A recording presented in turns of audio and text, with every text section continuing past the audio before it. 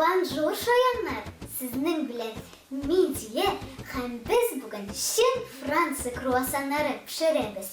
Zamancha kruasanlarni Parij oshsu ustalari o'ylab topgan. Tik shulayda kruasanlarning tarixi yiroq 13-asrda Avstriyada boshlanadi. Adabiyotda Gifferl ismli o'zinchalikli formadagi bolalar rogaliklar tilga olinadi. 1770-yilda bu otoqli kumoshlarni Parijga ertsgertsaginya Maria Antoinette olib kelgan. Ham saroy pishikchilaridan ona azarlarga iranularini talab etgan.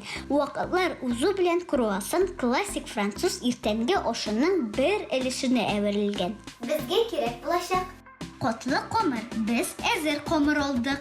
Shakar qima, koritsa.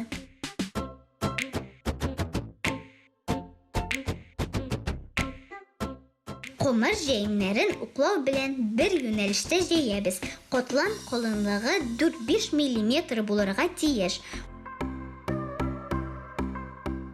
Qomirni ishpishmoqlarga kesamiz.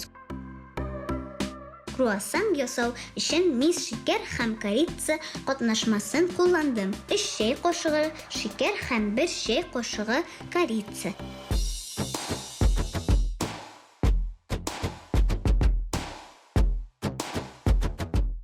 Ishpishmoqning keng qirina ishlikni solib, keng yog'indan tirib kelamiz. Azir bo'lg'ach, ularni pergament bilan timalab 180-200 gradusga qadar jilitilgan mishga qo'yamiz. Ular 15-20 minut ichida qizarib pishadi. Bizning bilan shunday temli kruasanimiz endi azir. Retseptda ishlikni o'zgartirganda bo'ladi. Siz ko'proq nindi kruasanlarni yaratasiz. Bizning YouTube kanalida kommentariy qoldiramiz. Ham tog'inda ko'proq retseptlar izlaymiz. Bizning bilan har chaqda